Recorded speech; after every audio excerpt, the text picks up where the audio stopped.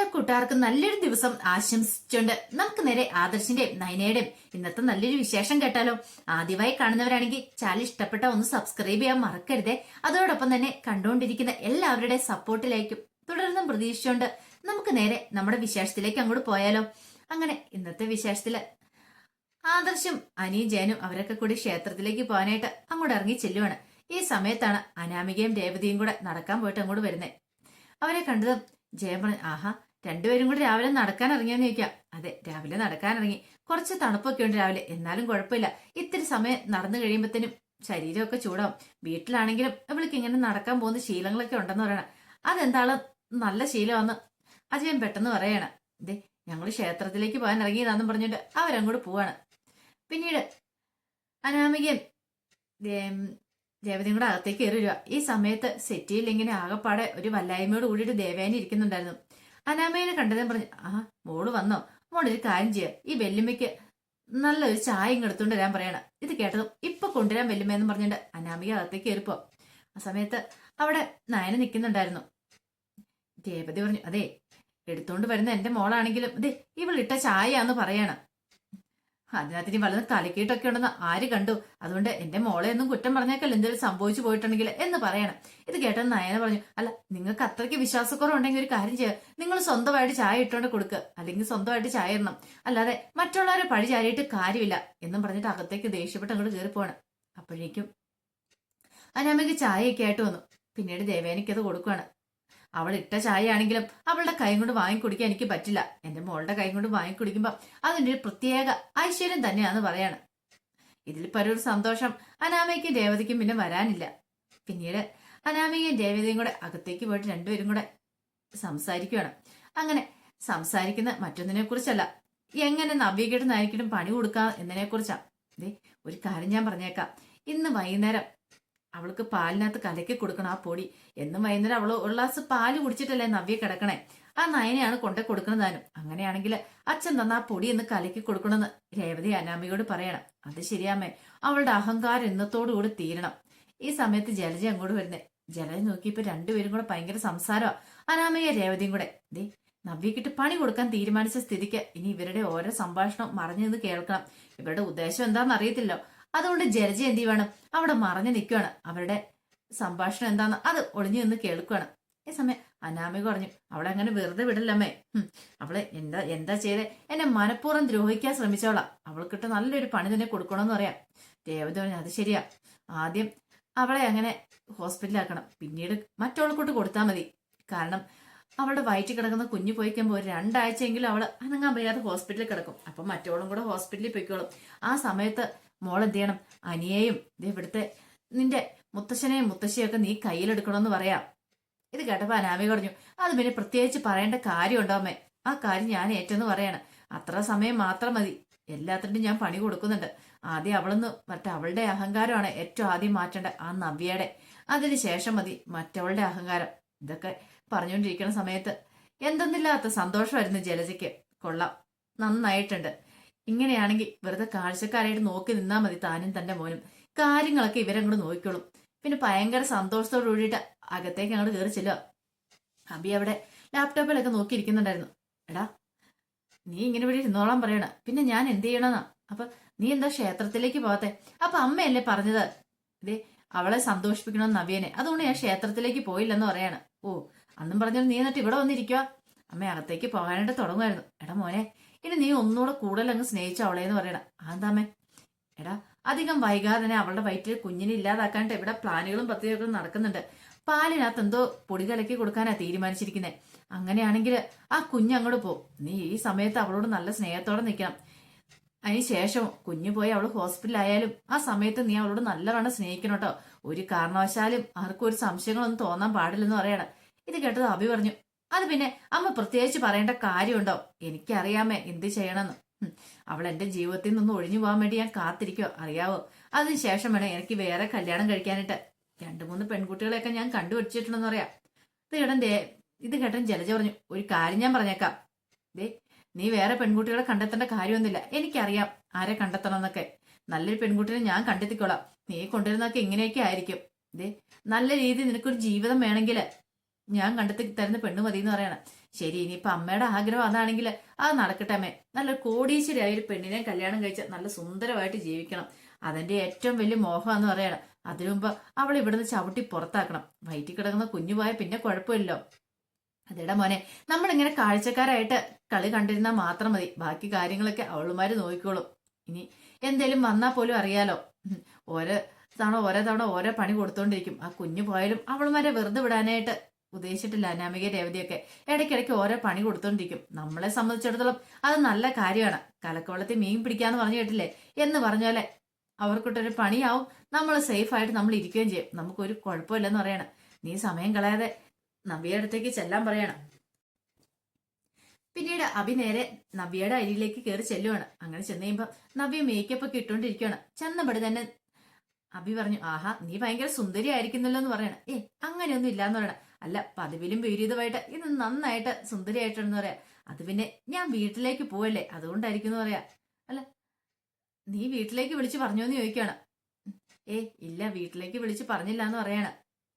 ഇനി വീട്ടിലേക്ക് വിളിച്ച് പറയണമെന്ന് എനിക്കുണ്ടായിരുന്നു. പക്ഷേ എങ്കിൽ അബിയുടെ കാര്യമായതുകൊണ്ട് അബി ഇനി പോകുമല്ലോ എന്ന് അറിയത്തില്ലാത്തതുകൊണ്ടാ. അതെന്തായാലും നന്നായി വിളിച്ച് പറയാത്തെ. ഇനിയിപ്പം നമ്മൾ ചെല്ലുവാന്ന് പറഞ്ഞിട്ട് അവർ ഓരോ വിഭവങ്ങളൊക്കെ ചിലപ്പോൾ ഒരുക്കും. അതിന്റെ കാര്യമൊന്നുമില്ല എന്ന് പറയണം. നബി പറഞ്ഞു, അങ്ങനെയല്ലല്ലോ, നമ്മൾ ആദ്യമായിട്ട് ചെല്ലുന്നതല്ലേ, അവർക്ക് എന്തെങ്കിലും തയ്യാറെടുപ്പുകളൊക്കെ നടത്തണമെങ്കിൽ അതിന്റെ ഒന്നും ആവശ്യമില്ലെന്നേ. ഒന്നും കുഴപ്പമില്ല, ഉള്ളത് എന്താന്ന് വെച്ചിട്ടുണ്ടെങ്കിൽ അത് കഴിച്ചിട്ട് പോന്നാൽ മതി എന്ന് പറയാം. ഇത് കേട്ടപ്പോൾ നബി പറഞ്ഞു, എനിക്ക് സന്തോഷം സഹിക്കാൻ പറ്റുന്നില്ല കേട്ടോ. ഞാനിങ്ങനെ ഒരിക്കലും പ്രതീക്ഷയല്ല. ഇത്ര പെട്ടെന്ന് എങ്ങനെ ഇങ്ങനെയൊക്കെ മാറ്റങ്ങൾ ഉണ്ടാന്ന് ചോദിക്കുക. അത് പിന്നെ ഞാനിപ്പം പഴയ അബിയെ അല്ലല്ലോ. നമുക്ക് ഉണ്ടാവും കൂടെ ഒരു കുഞ്ഞുണ്ടാവാൻ പോവല്ലേ എന്ന് ചോദിക്കുകയാണ്. അപ്പൊ ഞാൻ അച്ഛനാവാൻ പോകുന്നതിന്റെ സന്തോഷം. അത് മാത്രമല്ല, മലയ്ക്ക് വന്നിട്ട് മാല ഇട്ട് കഴിഞ്ഞപ്പോഴാ എനിക്ക് എന്റെ തെറ്റുകളൊക്കെ ബോധ്യപ്പെട്ടെന്ന് പറയാം.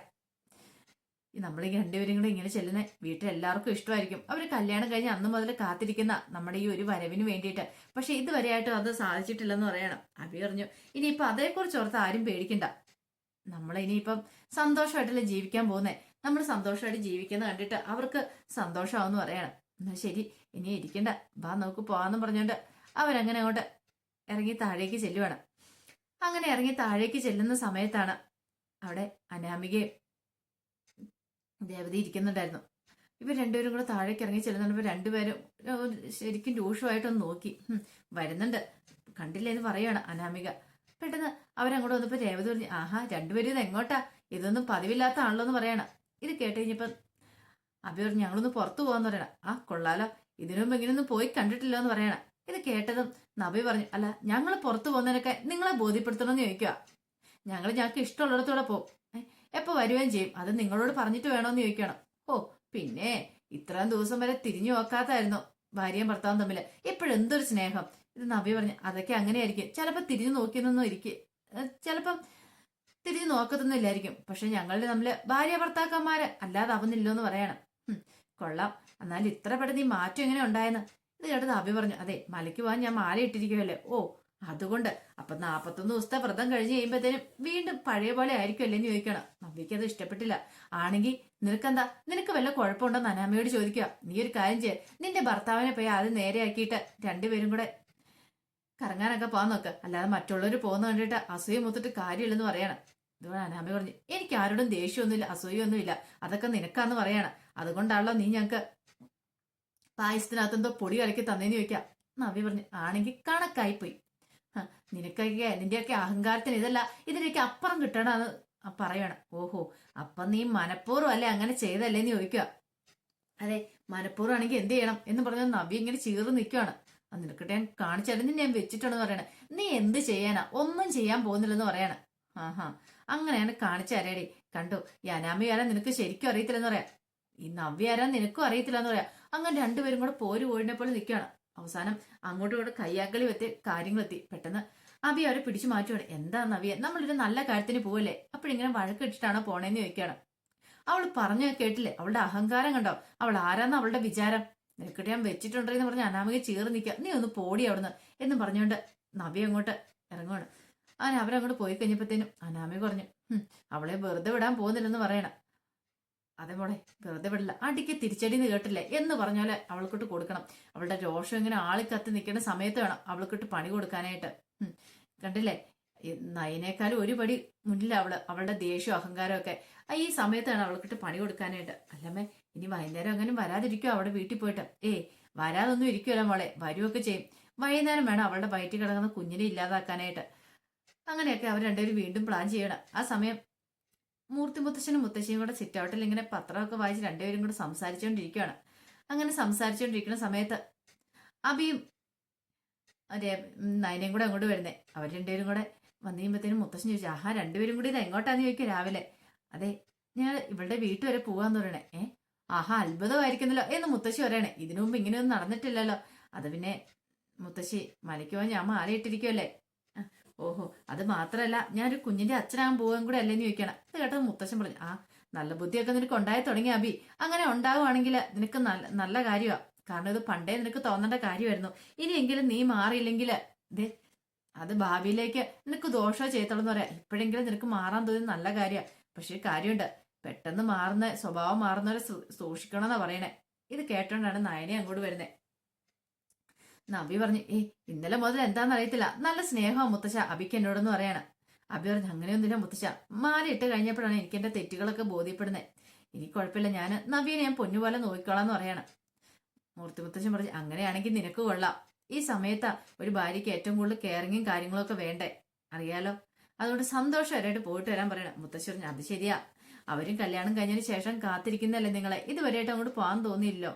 കനയ്ക്കും ഗോവിന്ദനും ഒക്കെ നല്ല സന്തോഷമാകുമായിരിക്കും എന്ന് പറയാം. പിന്നീട് മുത്തശ്ശനെ മുത്തശ്ശിയുടെ അനുഗ്രഹമൊക്കെ മേടിച്ചിട്ട് രണ്ടുപേരും കൂടെ അങ്ങോട്ട് ഇറങ്ങാൻ തുടങ്ങാം. ഈ സമയത്ത് നബി ചോദിച്ചല്ല, എന്റെ അമ്മായിമ്മ വല്ല പ്രശ്നം ഉണ്ടാക്കുവോ? എവിടുന്ന് പ്രശ്നം ഉണ്ടാക്കാനായിട്ട്? ഒരു പ്രശ്നമൊന്നും ഉണ്ടാക്കാൻ പോകുന്നില്ല. ഇപ്പൊ നിന്റെ വീട്ടിലേക്ക് പോയെന്നും പറഞ്ഞോണ്ട് എന്തേലും പറഞ്ഞ ബാക്കി കാര്യങ്ങളൊക്കെ ഞാൻ നോക്കിക്കോളാന്ന് പറഞ്ഞിട്ട് നബീനെയും കൂട്ടി അങ്ങോട്ട് പോവാണ്. ആ കാഴ്ച കണ്ടു കഴിഞ്ഞപ്പോ നയനയോടായിട്ട് മൂർത്തി മുത്തശ്ശൻ പറഞ്ഞു, എത്രയോ കാലങ്ങളായി അവരിങ്ങനെ ഒരുമിച്ച് ഇങ്ങനെ സന്തോഷത്തോടെ പോകുന്നത് കാണുന്നേ. ഇനി എന്താണെങ്കിലും മാറാതിരുന്നാൽ മതിയായിരുന്നു പറയാണ്. പിന്നീട് നയനോട് എന്തേ നബി മോൾക്ക് അധികം വൈകാതെ കുഞ്ഞു മറക്കും, അതുപോലെ തന്നെ നിങ്ങൾക്കും വേണമെന്ന് പറയാണ്. ഞാൻ ജോഡിസിനെ കൊണ്ട് നോക്കിച്ചിട്ടുണ്ടായിരുന്നു ജാതകം. അതിനകത്ത് 2 കുട്ടികളാ കാണുന്നത്. ഈ കുടുംബത്തിന് അനന്തരാവാസികളായിട്ട് വരാൻ പോകുന്ന അവരായിരിക്കും എന്ന് പറയണ. ഇത് കേട്ട നയനയൊന്നും മിണ്ടിയില്ല. നയനൊന്ന് പുഞ്ചിരിക്കുക മാത്രം ചെയ്തേ. അറിയാലോ, ഇനി അധികം വൈകാതെ തന്നെ ആ ആഗ്രഹം സാധിച്ചു തരണമെന്ന് പറയണേ. ഇത് കേട്ട നയന പറഞ്ഞു, ശരിയെന്ന് പറയണേ. മുത്തശ്ശൻ പറഞ്ഞു, ഈ സമയത്ത് എന്തുകൊണ്ട് നോയമ്പൊക്കെ എടുക്കുന്ന നല്ലതാ. 41 ദിവസം നോയമ്പെടുക്കുന്ന നല്ലതാ. നോയമ്പൊക്കെ എടുത്തതിന് ശേഷം വന്നതിന് ശേഷം മാത്രം മതി നിങ്ങൾക്ക് കുഞ്ഞു പിറക്കുന്നത്. അതുകൊണ്ട് ദൈവാനുഗ്രഹം നിങ്ങൾക്ക് ഉണ്ടാവുമെന്ന് പറയണം. ഇത് കേട്ട് കഴിഞ്ഞത് നയന ഒരു സന്തോഷത്തോട് കൂടിയിട്ട് അകത്തേക്ക് പോവാണ്. ആ സമയം അനാമികയും ദേവതയും കൂടെ ഇങ്ങനെ ആലോചിച്ചോണ്ടിരിക്കുക, എപ്പോ പണി കൊടുക്കണം, അവൾ എപ്പോഴാ തിരിച്ചു വരുന്നേ, വന്ന ഉടനെ അവളെ കുട്ടിക്ക് പണി കൊടുക്കണം എന്നൊക്കെ ഇങ്ങനെ ആലോചിച്ചോണ്ടിരിക്കുക. അപ്പൊ അതിന്റെ വിശേഷങ്ങളൊക്കെ എന്ന് കണ്ട ഇതിന്റെ ബാക്കി വിശേഷങ്ങളുമായിട്ട് വൈകുന്നേരത്തെ പ്രമോയി വരാട്ടോ. അപ്പൊ ഒരിക്കൽ കൂടി എല്ലാവർക്കും നല്ലൊരു ദിവസം ആശംസിച്ചു നിർത്തുന്നു. നന്ദി.